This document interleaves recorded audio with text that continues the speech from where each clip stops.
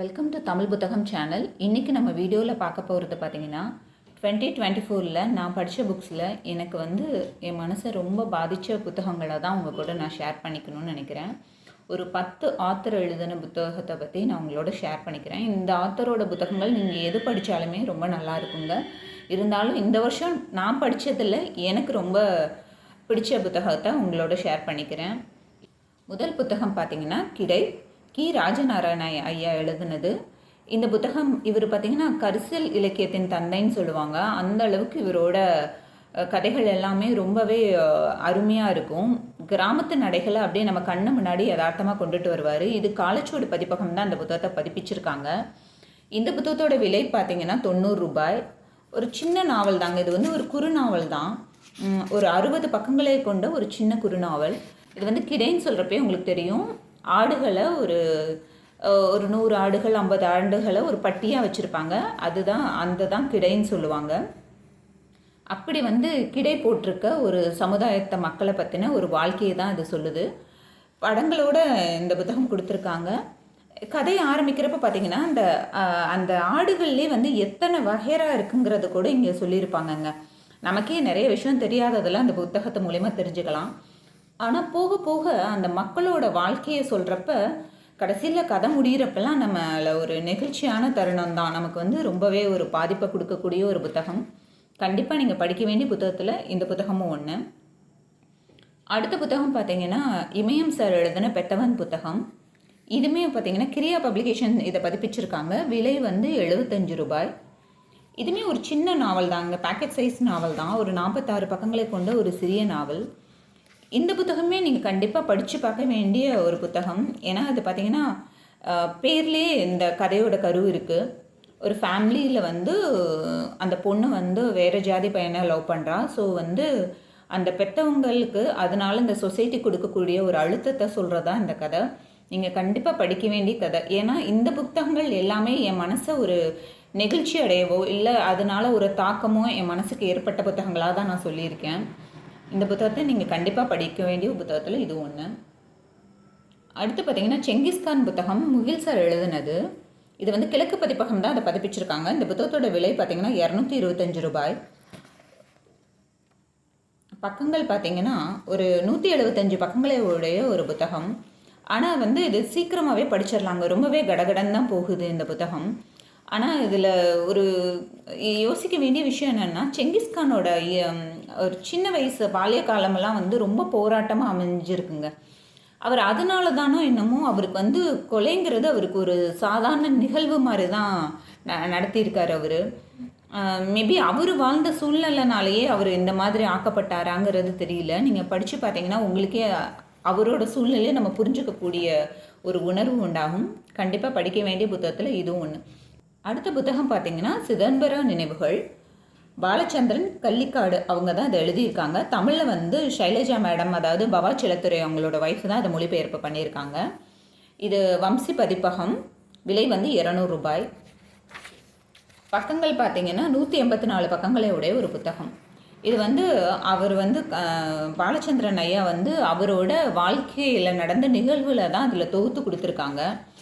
ஆனால் இவ்வளோ ஒரு வெளிப்படையாக தன்னோட வாழ்க்கையில் பற்றி சொல்ல முடியுமாங்கிற மாதிரி தான் இருந்துச்சு எனக்கு இந்த கதையை படிக்கிறப்ப. ஏன்னா இது அவரே எழுதுறாருங்கிறப்ப கொஞ்சம் மாற்றி கூட எழுதியிருக்கலாம். நல்ல விஷயத்த மட்டும் கூட மக்களுக்கு சொல்லிட்டு நான் ரொம்ப நல்லவன் அப்படிங்கிற மாதிரி கூட அவர் காமிச்சிருந்துருக்கலாம். ஆனால் அந்த மாதிரி அவர் எதுவுமே யோசிக்கலை. ஒரு கஷ்டமான சூழ்நிலையில் அவர் எப்படி அதை நடந்துக்கிட்டாருங்கிறத ரொம்பவே இயல்பாக சொல்லியிருக்காரு. அவர் தப்பே பண்ணியிருந்தாலும் அதை நான் தப்பு தான் பண்ணிட்டேன் அப்படிங்கிறத சொல்லிக்கிறதுக்கு ஒரு மனசு வேணும். ஆனால் இவர் அவ்வளோ தெளிவாக சொல்லியிருக்காரு. எனக்கு அதனால இந்த புத்தகம் பிடிச்சிருந்துச்சு. ஏன்னா ஒரு பெரிய இடத்துக்கு வந்ததுக்கப்புறம் நம்மளோட தப்புகளை எல்லாம் நம்மளால் ஈஸியாக மறைச்சிக்க முடியும்னு நிறைய பேர் நினைக்கிறப்ப இவர் நான் பண்ணது தப்பு தான், அப்போ அந்த சூழ்நிலைக்கு நான் அப்படி பண்ணிட்டேன் அப்படின்னு அவர் அதை சொல்கிறப்ப உண்மையிலே நம்ம இதை ஏற்றுக்க வேண்டியதாக தான் இருக்குது. நீங்கள் கண்டிப்பாக ஒரு தடவையாவது இந்த புத்தகத்தை படித்து பாருங்கள். அடுத்த புத்தகம் பார்த்திங்கன்னா வாடிவாசல் புத்தகம். சீசு செல்லப்பா ஐயா எழுதுனது. இது காலச்சுவடு பதிப்பகம் தான் அதை பதிப்பிச்சிருக்காங்க. இதோட புத்தகத்தோட விலை பார்த்திங்கன்னா 90 ரூபாய். ரொம்பவே ஒரு சின்ன புத்தகம் தாங்க. அழகாக நீங்கள் எடுத்திங்கன்னா ஒரே நாளில் படிச்சிடலாம். 97 பக்கங்களை கொண்ட ஒரு புத்தகம். வாடிவாசல்ங்கிறப்பே நமக்கு தெரியும் ஜல்லிக்கட்டை பற்றின கதைங்கிறது. இந்த கதையில் பார்த்தீங்கன்னா அந்த ஹீரோவோட அப்பா வந்து ஏறு தழுவுதலுக்கு வந்து ஒரு வாடிவாசலுக்கு வர்றாரு. அங்கே வந்து ஒரு காளையினால் அவர் முட்டப்பட்டு அவர் இறந்துடுறாரு. அந்த பையன் என்ன நினைக்கிறான்னா அதே வாடிவாசலுக்கு வந்து அந்த காளையை வந்து களத்திலே சந்திக்கணும்னு வர்றான். அதான் இந்த கதை. ஆனால் பார்த்தீங்கன்னா ஒரு சின்ன தீம் தான். ஆனால் அது வந்து அவரோட எக்ஸ்ப்ளனேஷனும் இந்த கதை போகிற வேகமும் நீங்கள் ஒரே நாளில் படிச்சிருவீங்கன்னு தான் நான் சொல்லுவேன். ஏன்னா கதை வந்து அவ்வளோ அருமையாக இருக்குது. ஜல்லிக்கட்டை பார்க்காதவங்க கூட இந்த புத்தகத்தை படிக்கிறது மூலிமா நீங்கள் ஜல்லிக்கட்டை பார்க்குற ஒரு ஃபீல் உண்டாகும். அதுவும் இல்லாமல் உங்களுக்கு வந்து அந்த இடத்துலையே இருக்கிற ஒரு ஃபீல் வரும். ஜல்லிக்கட்டு வீரர்கள் மேலேயே நமக்கு ஒரு தனி மதிப்பு தாங்க உண்டாகுது. அவங்க வந்து அவங்களோட மனநிலை என்ன மாதிரி இருக்குங்கிறதெல்லாம் இந்த கதையில் ரொம்பவே அருமையாக சொல்லியிருக்காரு ஐயா. நீங்கள் கண்டிப்பாக படிக்க வேண்டிய புத்தகத்தில் இது ஒன்றுன்னு நான் சொல்லுவேன். அடுத்த புத்தகம் பார்த்தீங்கன்னா ஜெயகாந்தன் ஐயாவோட சில நேரங்களில் சில மனிதர்கள். இந்த புத்தகத்தில் வர கங்கா கேரக்டர் நமக்கு ஏற்கனவே தெரியும். அக்னி பிரவேசம் சொல்லிட்டு ஜெயகாந்தன் ஐயா எழுதின ஒரு சிறுகதையை தான் வந்து அந்த காலத்தில் வந்து அவங்க முடிவு வந்து அவங்க ஏற்றுக்காதனால அவர் வந்து இன்னொரு வேர்ஷனில் இந்த கதை எழுதினது.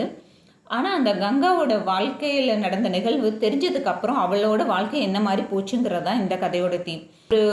ஒரு தப்பு நடந்துருச்சு. ஆனால் அந்த தப்பு வெளியே தெரிஞ்சு அதனால் அவள் படுற பாதிப்புகள்லாம் வந்து ரொம்பவே கஷ்டமாக இருக்கும். ஆனால் அவ்வளோ இதுலேயும் எந்திரிச்சு நின்று அந்த கங்கா கடைசியில் அவள் வந்து சில சூழ்நிலைக்காக ஆட்பட்டு அவளோட வாழ்க்கை போகிற திசையை பார்க்குறப்ப நமக்கே ஒரு நெருடலை கொடுக்குற ஒரு கதை தான் இது. வந்து சில நேரங்களில் சில மனிதர்கள் கதை வராமல் அக்னி பிரவேசத்தோடய நிப்பாட்டியிருக்கலான்னு கூட நமக்கு தோணும். அதுக்காகவாது இந்த புத்தகத்தை படித்து பாருங்கள். அடுத்த புத்தகம் வந்து பெருமாள் முருகன் ஐயாவோட 2 புத்தகங்கள் நான் எடுத்திருக்கேன். ஏன்னா எனக்கு 2 புத்தகத்தில் எந்த புத்தகம் சொல்கிறதுன்னு தெரியல. ஆக்சுவலாக நான் பூக்குழி பற்றி நான் ஏற்கனவே நம்ம சேனலில் ரிவ்யூஸ் போட்டிருக்கேன். சரோஜா வந்து ஒரு டவுனில் வாழ்ந்த பொண்ணு, கல்யாணம் ஆகி ஒரு கிராமத்துக்கு வரா. அந்த கிராமத்துக்கு வர்றப்ப அவள் அந்த கிராமத்தோட அடாப்டாக அவர் படுற கஷ்டத்தையும் அதுக்கு மேலே அவள் வாழ்க்கை போகிற சூழ்நிலையும் காமிக்கிறப்ப நமக்கு உண்மையிலே நம்ம மனசை தொடுற கதை. கடைசியில் ஒரு 30 பக்கங்கள் 40 பக்கங்கள்லாம் உங்களுக்கு மனசே வராது படிக்கிறதுக்கு. அவ்வளோ ஒரு பாதிப்பை ஏற்படுத்தும். ஒரு புத்தகத்தினால இவ்வளோ பாதிப்பை ஏற்படுத்த முடியும்னா கண்டிப்பாக முடியும். நீங்கள் படிக்க வேண்டிய புத்தகத்தில் இதுவும் ஒன்று. அடுத்த புத்தகம் பார்த்தீங்கன்னா மாதொரு பாகன், பெருமாள் முருகனை எழுதின புத்தகம் தாங்க இதுவும். இது காலச்சூடு பதிப்பகம் தான், 225 ரூபாய்.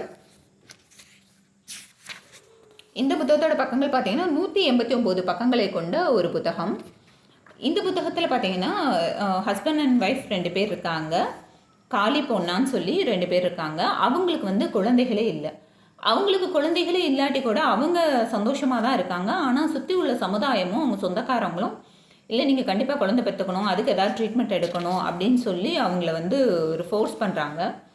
அவங்க அதுக்கப்புறம் அந்த காளிக்கான மனசில்லை, எனக்கு பரவாயில்ல, எனக்கு பொண்ணாவே போதும்னு நினைக்கிறாப்படி. ஆனால் வந்து பொண்ணாவுக்கு ஒரு சின்ன ஆசை எட்டி பார்க்குது, நமக்கு ஒரு குழந்தை இருந்தால் நல்லா தானே இருக்குன்னு சொல்லி. அதனால அவங்க வாழ்க்கையில் ஏற்படுற மாற்றங்களும் அதுக்கப்புறம் நடந்த நிகழ்வுகளும் தான் அந்த கதை. கண்டிப்பாக நீங்கள் படிக்க வேண்டிய புத்தகத்தில் இதுவும் ஒன்று நான் சொல்லுவேன். இது வந்து நம்ம வாழ்க்கையை சுற்றி நடக்கிற ஒரு நிகழ்வு தாங்க. நம்மளை சுற்றி இருக்கவங்களுக்கும் யாருக்காவது ஒருத்தர் 2 பேர்த்துக்கு குழந்தை இல்லாமல் இருக்கும். ஆனால் இதில் எத்தனை பேர் நம்மள கேட்காம இருந்திருப்போம், உங்களுக்கு ட்ரீட்மெண்ட்டுக்கு எதுக்கும் போகிறீங்களா, இல்லை டாக்டர் என்ன சொன்னாங்க, எப்போ குழந்தை பெற்றுக்க போகிறீங்கன்னு நம்ம எத்தனை பேர் கேட்காம இருந்திருப்போம். ஆனால் அது கேட்குறது எவ்வளோ பெரிய தவறுங்கிறது இந்த புத்தகத்தை படிச்சிங்கன்னா கண்டிப்பாக உங்களுக்கு புரியும். ஏன்னா அவங்களுக்கும் அதை பற்றின கஷ்டம் இருக்க தான் செய்யும். ஆனாலும் அந்த வார்த்தை அவங்கள எவ்வளோ பாதிக்குதுங்கிறது நம்ம உணரணும் இல்லையா. ஏன்னா இந்த புத்தகத்தை நீங்கள் ஒரு தடவையாவது படிச்சிங்கன்னா அந்த காளியோட மனநிலையிலேருந்து எதுக்கு எல்லாரும் நம்மளை கேட்குறாங்க அப்படின்னு அவர் எவ்வளோ ஃபீல் பண்ணுறாரோ, பொண்ணை எவ்வளோ ஃபீல் பண்ணுறாரோ அது உங்களுக்கு புரியும். அதுக்கப்புறம் நீங்கள் இந்த வார்த்தையை யாரை பார்த்துமே கேட்க மாட்டீங்க. கண்டிப்பாக படிக்க வேண்டிய புத்தகத்தில் இது ஒன்றுன்னு நான் சொல்லுவேன், மஸ்ட் ரீடு.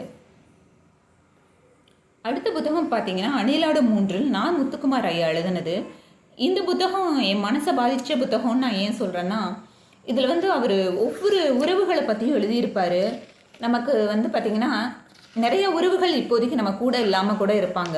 அவங்கள பற்றியெல்லாம் நம்ம இந்த இதில் படிக்கிறப்ப நமக்கு உண்மையிலே மனசுக்கு ஒரு பாரமாக இருக்குங்க. நம்ம வந்து இந்த லைஃப்பெல்லாம் நம்ம மிஸ் பண்ணிட்டு நம்ம வந்துட்டோமே, நம்ம அதை கடந்து போயிட்டோம், இந்த லைஃப்லாம் நம்ம மிஸ் பண்ணிட்டோம்னு கண்டிப்பாக நம்ம கடந்த காலத்தை பற்றி யோசிக்க வைக்கக்கூடிய ஒரு புத்தகம். கண்டிப்பாக எல்லாருமே வாழ்நாளில் ஒரு முறையாவது வாசிக்க வேண்டிய புத்தகம்னு இதை நான் சொல்லுவேன். இது பார்த்திங்கன்னா விகடன் பிரசுரம் தான் அதை பதிப்பிச்சிருக்காங்க. இந்த புத்தகத்தோட விலை பார்த்திங்கன்னா 200 ரூபாய். இந்த புத்தகத்தோட பக்கங்கள் பார்த்தீங்கன்னா 144 பக்கங்களை கொண்ட ஒரு புத்தகம். அடுத்த புத்தகம் பார்த்தீங்கன்னா குற்றப்பரம்பரை, வேலராமமூர்த்தி ஐயா எழுதுனது. இந்த புத்தகத்தோட விலை பார்த்தீங்கன்னா 450 ரூபாய். டிஸ்கவரி புக் பேலஸ் தான் அதை பதிப்பிச்சிருக்காங்க.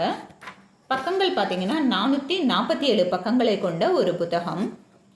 இந்த புத்தகம் படிக்கிறதுக்கு முன்னாடி நானுமே ஒரு சின்ன ஹோம்ஒர்க்லாம் பண்ணி தான் இந்த புக்கு படிக்க ஆரம்பித்தேன்.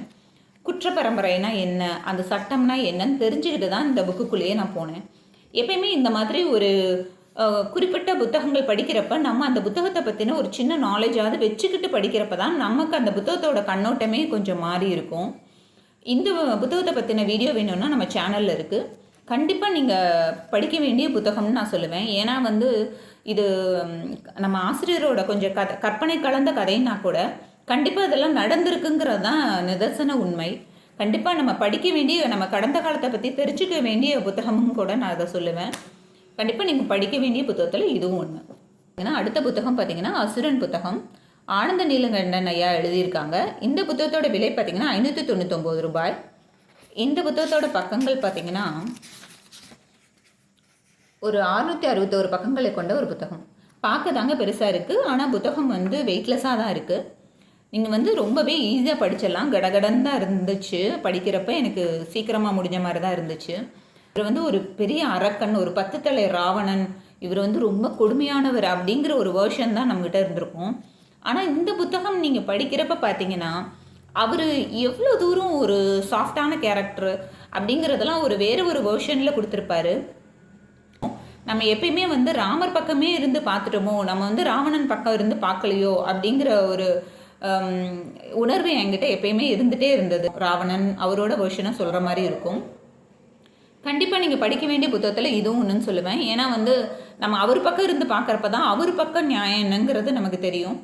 ஸோ இது ராவணன் நல்லவனா கெட்டவராங்கிறது நமக்கு அபிப்பிராயத்தை தாண்டி அவரோட வாழ்க்கையை அவரோட ஆங்கிளில் இருந்து பார்க்குறதுக்கு நமக்கு ஒரு வாய்ப்பு. கண்டிப்பாக படித்து பாருங்கள். அப்படி படித்தவங்களுக்கு இந்த புத்தகம் பிடிச்சிருந்தாலும் கமெண்ட்டில் சொல்லுங்கள்.